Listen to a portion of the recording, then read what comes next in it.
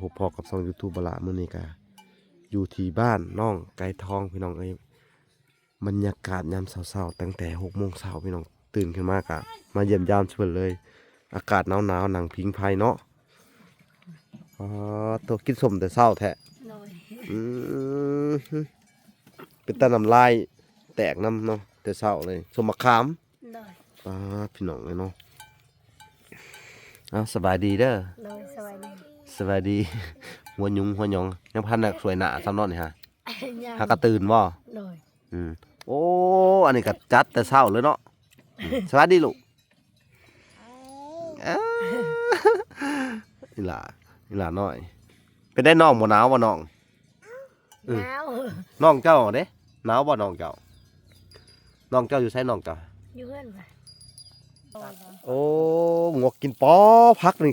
ออกคักไอ้น้องบัวเนาะ1 2ลังออกเลยกำลังออก3 4 5 6 7นานป้อพี่น้องเอ้ยขั้นสมเนาะแต่น้อยนี่ขั้นสมกินเด้อสิมากินหุ่นโอ้ทางอ้ายกระดุขนาดพี่น้องเอ้ยทั้งพอเพิ่นสิใส่ฝุ่นลงปลูกไปดุขนาดเนาะแต่ละคนพี่น้องเอ้ยซอยกันไปสิก็โอเคได้นี่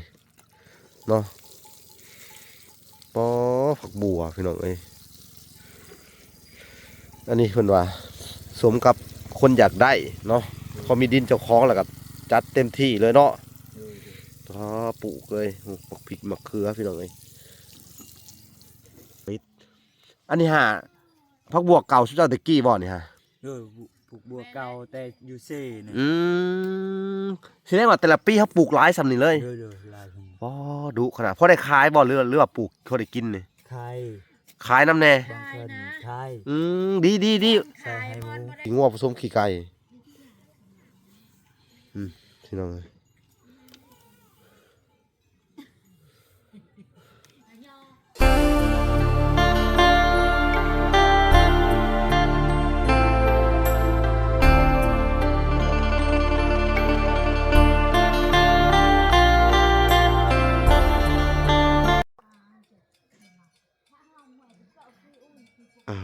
โอเคพี่น้องเลยเนาะกับสบายดีพ่อแม่พี่น้องเนาะเบิดสู่ขู่สู่คนพี่น้องเลยหมดสู่มงสู่บอลเนาะเป็นยินดีเข้าสู่ช่อง YouTube เบาละสายบุญคุณธรรมคือเก่าพี่น้องเอ้ยเส้นเก่าเส้นเคยพี่น้องเอ้ยทักทายสบายดี FC ทางฝั่งไทยและ FC ทางฝั่งลาวและ FC ทางต่างประเทศพี่น้องเอ้ยที่รับชมเบาละอยู่เนาะมาพบพอกับช่อง YouTube เบาละมื้อนี้ก็อยู่ที่บ้านน้องไก่ทองพี่น้องเอ้ย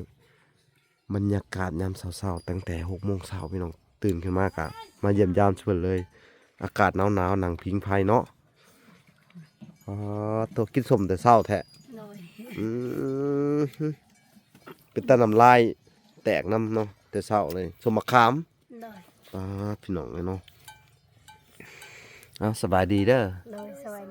สบายดีหัวยุงหัวหยองยังพันน่ะสวยหน้าซ้ำนอนนี่ฮะหากระตื่นบ่โอ้อันนี้ก็จัดแต่เช้าเลยเนาะสวัสดีลูกนี่ล่ะน้อยเป็นได้น้องบ่หนาวบ่น้องหนาวน้องเจ้าเด้หนาวบ่น้องเจ้าอยู่ไสน้องเจ้าอยู่เพื่อนป่ะแพงน้องบ่แพงน้องอยู่บ่ให้ข่อยเด้อน้องเจ้าเด้อ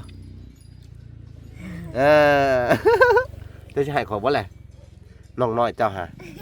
ข่อยสิเอาได้บ่ให้บ่แหละน้องก็ไสน้องหาน้องเจ้าอยู่ไสใช่น้องเจ้าเห็นบ่น้องข่อยให้ข่อยเด้อน้องเจ้าเด้อให้บ่แหละบ่ให้เนาะเราบ่ให้พี่น้องกินแต่เช้าพุ่นเสียงน้องน้อยเพิ่นให้พี่น้องเอ้ยพุ่นป้าทั้งพ่อทั้งแม่น้องไก่ทองก็พากันตื่นแต่เช้าเลยสูบน้ำพี่น้องเอ้ยสูบน้ำสงสัยสิสูบน้ำไปหดพักเนาะพี่น้องเอ้ยนี่พี่น้องโอ้พี่น้องเอ้ยหดพักบ่ป้าโธ่ตื่นเช้ามาก็ต้องหดพักเนาะเป็นได้ออกอยู่บ่เบี้ย เบี้ยอันหมักแตงบ่ ย่าง ยังอืมอันนี้ต้นยังอันนี้ฮะ อวย กล้วยคือต้นรีบแทนนี่ฮะโอ้มันสิรีบไปใส่นี่มันคือน้อยแทนนี่ฮะไปเอามาแต่ใช้นี่ฮะ เอามาไปเช่ โอ้ขอเขาบ่ โดย มันน้อยอะไรได้พี่น้องสิเป็นบ่อะไรวันนี้ งัวกิน งัวกิน โดย โอ้งัวกินป้อพักนี่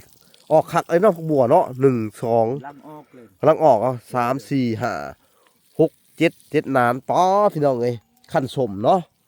แต่น้อยนี่ขั้นสมกินเด้อสิมากินนำพี่น้องเอ้ยคักเนาะอ้าวโธ่เป็นขนาดพักบัวทุกเจ้านี่เนาะเอาสบายดีเด้อแม่น้องไอ้ทองเออ สบายดี สบายดีเป็นได้เมื่อคืนนี่นอนฮะ หนาว หนาว โดย ขึ้นไปนอนแล้วหรือบ่น่ะ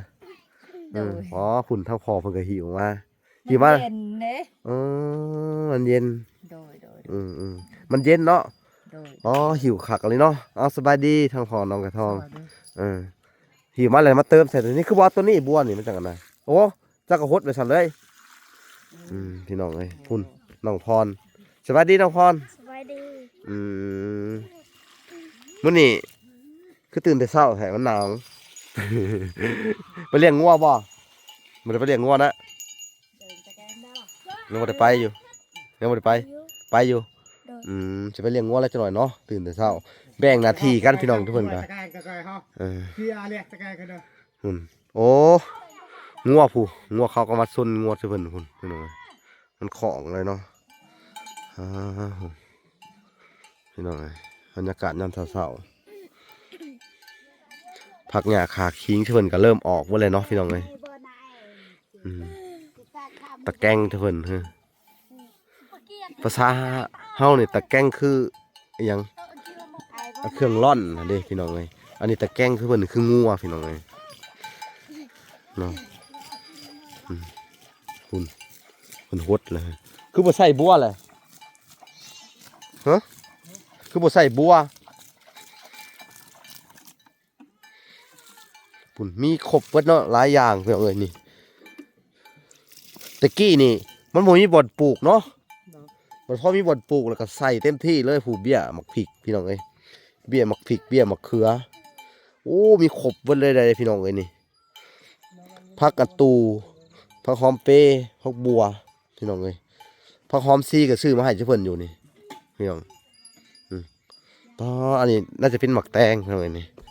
แตงกัวมื้อน่ะซื้อมาให้เจ้าเพิ่นปลูกบ่ฮู้ว่าออกหรือยังวะเบิ่งก่อนคือสิได้กินอยู่ดอกเบิ่งทรงนะพี่น้องเอ้ย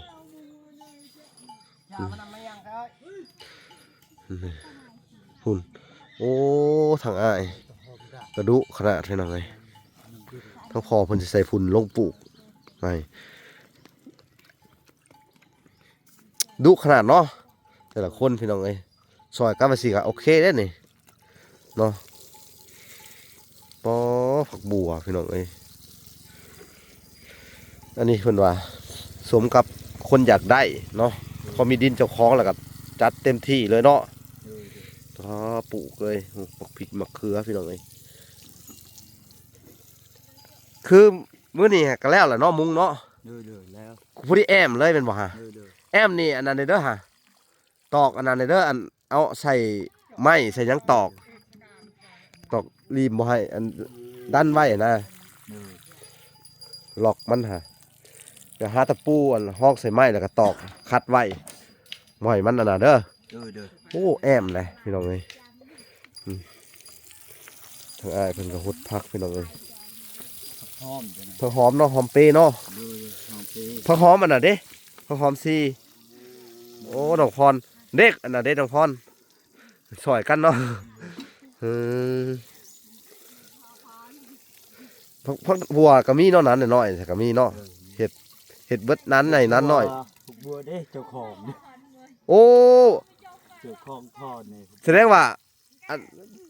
ทุกคนต้องมีนั้นของใครของมันเลย เด้อ มันต้องคือว่าแหละมันต้องเห็ดของใครของมันให้มันเนาะ เวลาโหดจะโหดน้ำกัน หดนำกันเลยเนาะอยากเบิ่งผลงานของแต่ละคนเนาะ โอ้พี่น้องเอ้ยผลงานไฟคนงานมันนี่ของแม่ก็ต่างหากแล้วเดี๋ยวของเรานี่ของพ่อกับพุ่นน้ำหมักแตงแต่เห็ดน้ำกันเพิ่นว่านี่เริ่มเลยนี่พี่น้องคั่วพุ่นใช่แล้วผู้อ๋อโธ่คักอลีพี่น้องเอ้ยแสดงว่าเขาเคยปลูกตลอดนั่นนี่เนาะ ดูเด้อ อืม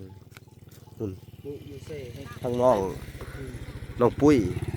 เพิ่นก็เอางัวไปปลูกพุ่น เต็ม แล้วก็น้องไก่ทองนั่นแหละฮะตะกี้ปลูกนั่นสิ อยู่เซ่จุดเต็ม จนเต็มเลย ผักยังก็มีมืด นี่เซ่ไหน มีคนหลักเด้ มันบ่มีคนหลัก โดยมีคนหลักหลายคน โอ้มีคนหลัก โดยเขาเอาบัวหรือว่าผักกาดเขาเอา โอ้บ้านนี้ นี่เขาเอาแบบไม่ได้เห็ด เขาเอาแบบบ่ได้เห็ดเนาะ ดึงออกมืดเลย เออสุดท้ายเป็นคนปลูกแล้วเขามาหลักตะกี้เนาะไปปลูกดินเขาก็ว่าแม่นเนาะก็ยากแน่เนาะปลูกในเซ่พี่น้องเอ้ยมันค่อนข้างจะคนหลากหลายเฮามีบ่สิมีน้ำบ่สิเนาะ โดย มันก็โอเคได้นี่เนาะ โอเคเลย ปลูกโอ้ยบักผักบัวนี่เก็บ และนี่ด้วย ผักบัวนี่ได้กินดนได้เนาะ โดย ถ้าปลูกไว้ได้กินแล้วก็เอาหัวมันใหญ่จังหน่อยเนาะได้ปลูกอีกต่อไปเนาะ ปลูกต่อไป อ๋อคักอะลิเนาะ ครับ วางแผนมาดีพี่น้องเอ้ย โดย คักอะลิอันนี้ฮะผักบัวเก่าสุดเจ้าตะกี้บ่นี่ฮะ โดยปลูกบัวเก่าแต่อยู่เซ่เนี่ย อืมแสดงว่าแต่ละปีเขาปลูกหลายสำนี่เลย โดยลายคน อ๋อดุขนาดพอได้ขายบ่หรือว่าปลูกเขาได้กินนี่ ไข่ ขายน้ำแน่ บางคนไข่ ดี ใส่ให้หมู บ่ได้ขายบ่ โอ้ อันนั้น โดย เราขอ แบ่งกั ว่าน แบ่ง พี่ กัน น้องกันบ่ได้ขาย เออ แบ่งกับคนชาวบ้านอีก โดย เที่ยคนมาขอก็ให้เนาะ โดย ป้าพี่น้องเอ้ย เพิ่นบ่ล่า เช่นที่แต่ว่าทีมันน้อยเด้อเนาะ โดย คำเป็นทีมันกว้างนี่แห้งสิใหญ่กว่านี้สุดเจ้าเห็ดนี่เนาะ โดย พี่น้องเอ้ยเนาะเสียดายเนาะ โดย มักปลูกอะลีอันนี้ฮะเขามักก็สิเป็นตาสนับสนุนได้พี่น้องเอ้ยเนาะคักอะลีอันนี้ฮะพี่น้อง เอาไว้พวกอ้วกหันไม่ได้หันอ้วกคอยหันชอบ สอบหนึ่ง คอยเป็นเมียชอบหนึงโดย จะว่าเป็นหยังขอคือบ่ คอ เข้าย ใจ ปลูกอยู่เช่ ว่าจะปลูกอยู่เซได้สอบหนึ่งของบัว โดย แล้วผัวเจ้าเอาไปขาย โดย อ๋อได้หลายบ่ โดยได้หลายและ อืม ได้ช่องงานได้หลายเติบ อืม บัว เอ้ยสิเอาเรือ นี่แม่นเบิดเด้อ อืม โอ้ยญาตาชอบฮอนเกาะ เพิ่นมาแต่ใช้นะฮะมาแต่ขายปลา ใส่มองไปใส่มองอยู่เซ่ ไปใส่หม้องก็เซ โดย ถูกบ่เพิ่นได้อยู่บ่ ได้แล้วเขาคายหมืดเลย เราได้แล้ว ป้ายังอันนี้เขา ขาย ป้ายังเขาได้นี่ฮะได้อยู่บ่ดอกกาวะพี่น้องเอ้ยที่เพิ่นมาแต่ใส่หม้องก็เซเพิ่นกินนี่เนาะ ได้ก็พอกิน มันเซนี่มันเป็นเซน้อยป้าก็บ่ค่อยหลายเนาะ โดย ป้าจักบ่ฮู้ป้าหยังมันถูกเนาะ โดย ส่วนหลายนี่อันไปใส่หมองมันก็ได้อยู่บ่อยู่ในนี่ โดย ไปเซ่นี่ ได้แต่บ่หลายมันบ่ โดย เห็นเขาไปใส่บางเทื่อก็ได้ดำโตดำใดนี่นะบางเทื่อก็บ่แทบจะบ่พอกินเนาะ โดย พี่น้องเอ้ยป้าโธ่ผสมพุ่นแหละเนาะเบิ่งก่อนพี่น้องเอ้ย เวลาปลูกมะแตงกินหน่อย บักแตงอันนี้เฮาปลูกแบบธรรมชาตินั่นนี่เนาะอืมเริ่มปลูกเลยเนาะผักอันนี้ จุดแกบเนาะขั้นตอนแรกจุดแกบผสมกับขี้งัวเนาะดินดำๆมาสิมันก็โอเคเด้อนี่เนาะ ให้มันง่าย อืมพี่น้องเลย ใส่ติดทุนทำน้อยเดียวกับมันบ่ใหญ่ เออใช้แต่พุ่นแล้วเดียมนกับบ่ใหญ่พี่น้องเลย ทุนลายมันก็ง่าย อืมนี่พี่น้องเลยหัวสวนเพิ่นเครื่องปลูกนี่มีเบิดเนาะ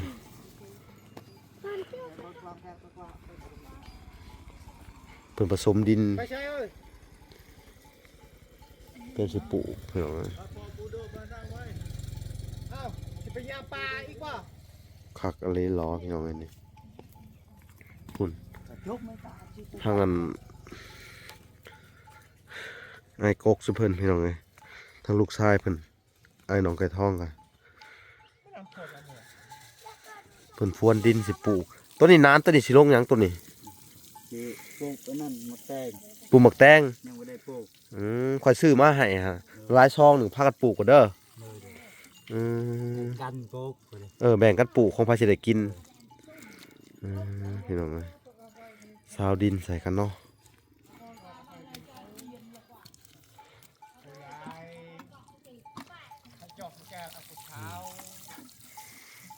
ใช่ของไก่ทองในของเจ้าเด็กไก่ทอง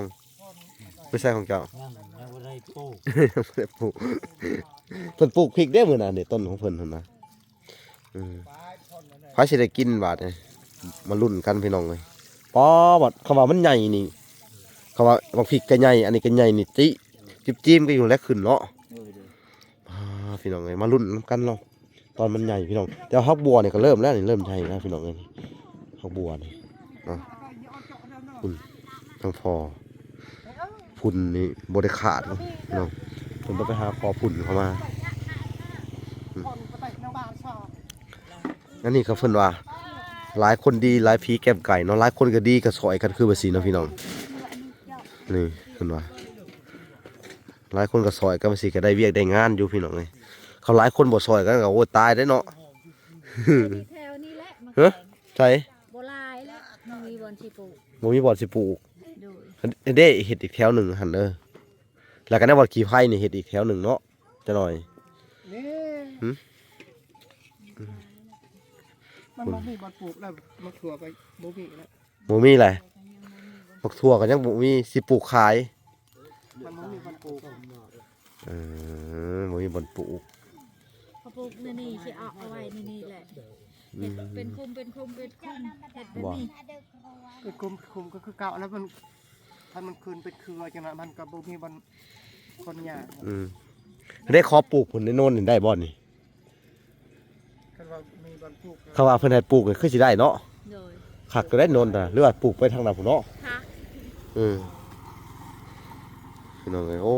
คักอะไรนี่พุ่นเนาะพุ่นขี้งัวอย่างดีเนาะพอโทคำไม่ได้พุ่นขี้ไก่ปลูกแตงนี่แห้งคักเนาะขี้งัวผสมขี้ไก่พี่น้องเอ้ย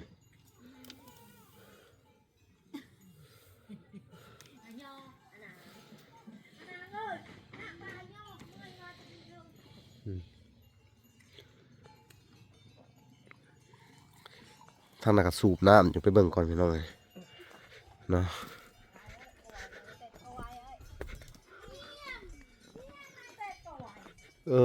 สงสัยเลิกแล้วอยู่ไฟเนาะพุ่นทางน้องนะกะเอาล้านพี่น้องเลยแบ่งหนาทีกันแต่ละคนพี่น้องเลยคักอะไรดิว้าย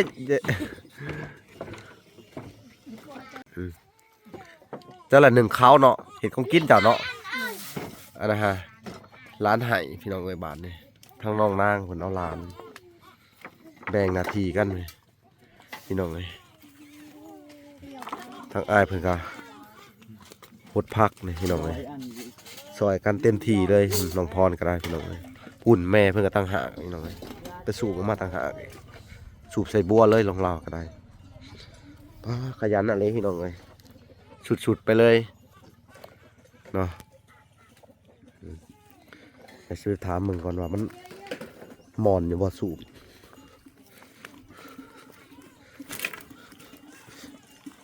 โอ้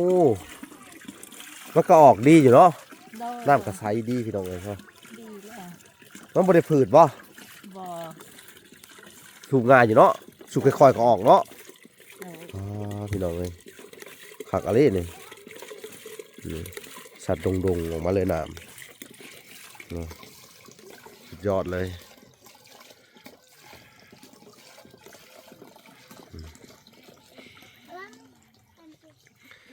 อันนี้ก็เป็น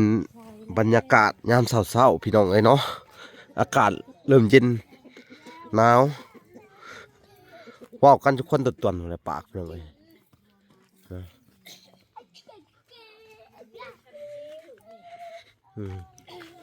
ส่วนมุ้งได้แต่ข้างหนึ่งพี่น้องเอ้ยนี่มื้ออื่นคือสิแล้วแต่ว่ามื้อนี้เพิ่นสิเฮ็ดอีหยังแหน่พอบางเทื่อบ่พอดเพิ่นสิสั่งแป้นหรือหยังมาใหม่มาปูให้เพิ่นเนาะแต่ทางวลากะ นี่แหละพี่น้องเอ้ยสิเบิ่งพาแถบอิหยังที่มันบ่พอก็ซื้อมาให้เพิ่นเบิดแล้วก็เงินในส่วนที่เหลือพี่น้องเอ้ยก็สิให้สร้างน้ำแน่พี่น้องเอ้ยเพราะว่าอีดูสงสารเพิ่นเพราะว่าซุเพิ่นก็หามาซื่อๆนี่พี่น้องเอ้ยเนาะแต่ว่าบ่มีเงินจ้างค่าสร้างอิหยังเลยแต่ตั้งจ้างตั้งวานตั้งอิหยังเพิ่นแหละพี่น้องเวลาก็อยากให้เพิ่นน่ะสงสารสร้างเพิ่นก็ที่มาซอยนี่ก็มีลูกน้อยพี่น้องเอ้ยเนาะเห็นเพิ่นอุ้มมาอยู่วานนี่เนาะโอ้คนน้อยหาวนอนอยู่งกๆพี่น้องเอ้ยสงแงดนะคนน้อยนี่ก็แงดคือกันบ่เออสงแงดนี่คือหนาวเนาะโอ้ระวังเด้อเป็นปอดได้อันน่ะปิดให้เราดีๆเนี่ยพี่น้องเอ้ยประมาณเกิดประมาณเบิ่ง3-4 มื้อนี่แหละพี่น้องเอ้ยเนาะ4-5 มื้อเลยแต่ว่าสงสัยอันน่ะอยู่ภายน่ะสงสัยออกแล้วมึงมัน4 มื้อเลยมื้อที่5แล้วมื้อนี้ฮะแต่ว่ายังกินน้ำร้อนอยู่พี่น้องเอ้ยนี่เนาะออกแล้วเนาะจากอันน่ะอยู่ภายเนาะออกแล้วเนาะกินน้ำร้อนเนี่ยเขากินตลอดเนาะน้ำร้อนนี่กินเป็นเดือนพุ่นเลยเนาะอ๋อฮะน้ำร้อนนี่กินจากเดือนเนาะอ๋อกินเป็นเดือนให้มันสุดท้องโดยพี่น้องอ๋อคำบ่สุดท้องเลยกินหยังก็บ่ได้ตอนนี้เขากินหยังแน่ได้นี่ฮะอันนี้มันเป็นอันน่ะประเภทหวานบ่หวานสักมดลูกมันบ่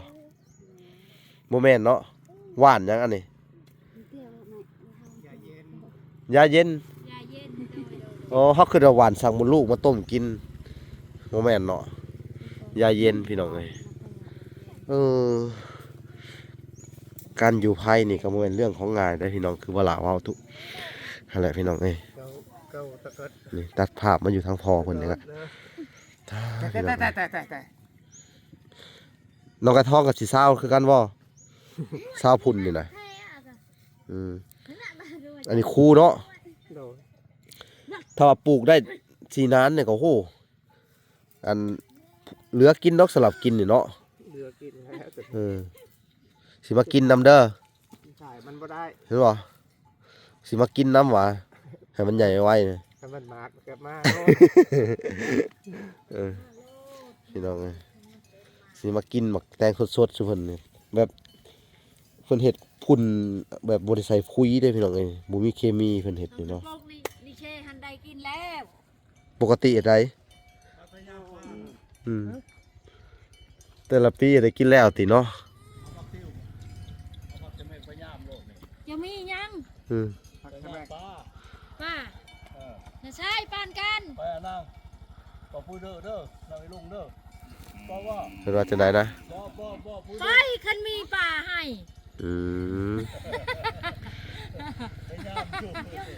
เป็นยังนะเพิ่นชวนไปเอาปลาว่าชวนว่าไปบ่ไปอาบน้ำปะเปื่อยเด้อไปเขาว่ามีปลาให้เด้อบ่หยอกกันพี่น้องเอ้ยชาวบ้านเพิ่นก็มาบ่หยอกเนื้อ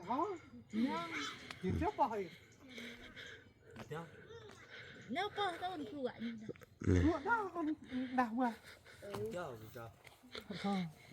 ไอ้ยังนี่หาเบี้ยยังนี่ฮะหวานแล้วบ่หวานแล้วนี่กำลังออกก็มีเนาะนี่ยังทันออกพุ่นบ่ได้จูดมันอยากออกพุ่นต้องจูดก่อนตามหลักมันบ่คันว่าเฮาจูดมันออกไว้มันฮอนอันนี้มันเย็นดินเย็นเนาะพี่น้องเอ้ย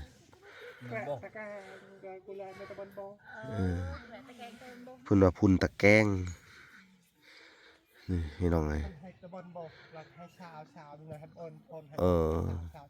เพิ่นว่าจูดพุ่นแล้วก็ซาวใส่กันนั่นน่ะสิประมาณนี้แหละพี่น้องคร่าวๆฮู้น้อยนึงหรอกพี่น้องเชิญเว้ากันเนี่ยจูดขี้งัวนี่เนาะเพิ่นว่าแล้วก็ซาวใส่ดินแล้วมันดินมันฮ้อนอย่างประมาณนี้แหละเชิญเว้ากันประมาณนี้แหละพี่น้องเอ้ยเนาะ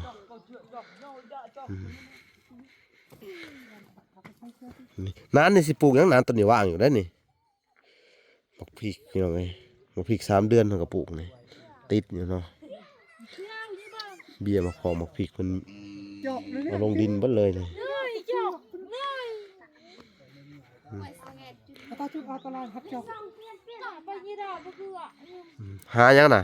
เจาะ หาจกโอ้หาจกสิมาพรวนดินต่อเนาะ ไปเลยจก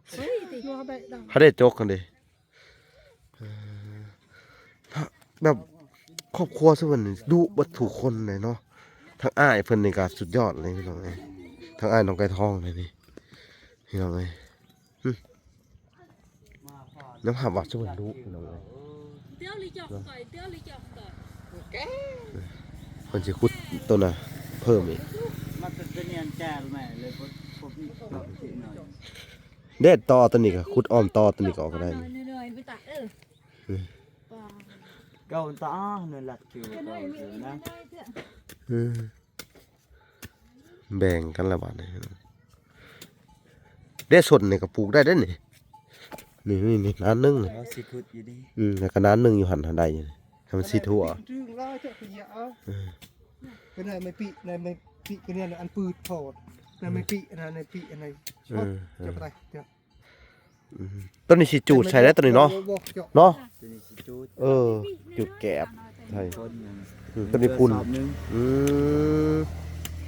คักเอา ซื้อเอาคนเขา ซื้อเอาอีกบ่พุ่นนี่สอบเท่าไหร่นี่ฮะ สอบแบบไล่รวมแบบเอา10 สอบคอนำเข้าสลาย 10สอบนี่เท่าไหร่10สอบ 15 สอบก็ให้เข้า50,000ที่เหลือคอซื้อ 15สอบมีบ่มีบ่คนขายพุ่น15สอบต่อ 15,000 มีบ่บอกเลยเด้อสิไปซื้อ เลย โอเคเลยพี่น้องสิไปซื้อมาปลูกคือกันเนาะจังหน่อย คอมันสิซื้อแบบนั้นแบบเขาก็คือโปกคือกันเด้หันเอาซื้อก็ บ่ได้เนาะ คือ โอ้แม่นแล้วพุ่นซุมื้อนี่ก็แพงเนาะ เลย โอ้เป็นราคาคือกันพุ่นกินงวกกินควายถ้าเฮามางต้นนี้ออกแล้วเฮาขยายออกไปพุ่นเด้อจนชุดพุ่นเด้อหัวนี่เด้อนี่ขยายออกไปจนติดกับเพื่อนหูก็ได้เนาะโอ้ไปแอมอยู่ผู้เนาะนี่เดินต้นนี้ก็เฮ็ดได้เด้อนี่ปลูกไปอีกเด้อนี่หัวต้นนี้นี่ให้เฮาแล้วเพื่อนต้นนี้ก่อนเนาะขยายออกไปโลดป้าหมักปลูกพี่น้องเอ้ยแบบนี้คักอลีมาเห็นแหละ โอ้ตัวปัญหาตา มาเห็นครอบครัวนี่พี่น้องเอ้ย มันเป็นหลักอยู่ก็ เพิ่นมักปลูกผักปลูกหญ้าคักอลีพี่น้องเอ้ยแบบนี้เพิ่นบ่ได้ ป้ายเก่าเครื่อง ขี้ข้านถากินอย่างเดียวได้พี่น้องเอ้ย ยัดแม่มันโต ครอบครัวเพิ่นนี่ครอบครัวน้องไก่ทองนี่ เชื่อต่อโอ้มันโจให้ดังเด้อ หลายคนก็หลายเฮ็ดพี่น้องเอ้ยช่วยกันเนาะถือว่าคักอยู่พี่น้องเอ้ยโอเคพี่น้องเอ้ยคลิปนี้ก็อันน่ะมาติดตามเพิ่นแต่เช้าหรือมาเยี่ยมมายามเพิ่นแต่เช้าเนาะมาเบิ่งซุเพิ่นอันเฮ็ดหัวเฮ็ดสวนเนาะแล้วก็ว่าสิมาเบิ่งมุงเพิ่นมุงหลังคาแต่ว่าอันเพิ่นมุงได้ข้างหนึงแล้วก็เอาผ้าบัดคลุมแล้วก็ขึ้นไปนอนได้แล้วพี่น้องเนาะก็ถือว่ายังเหลือข้างเดียวพี่น้องเอ้ยก็ติดตามตอนต่อไปเนาะเพิ่นสิมุง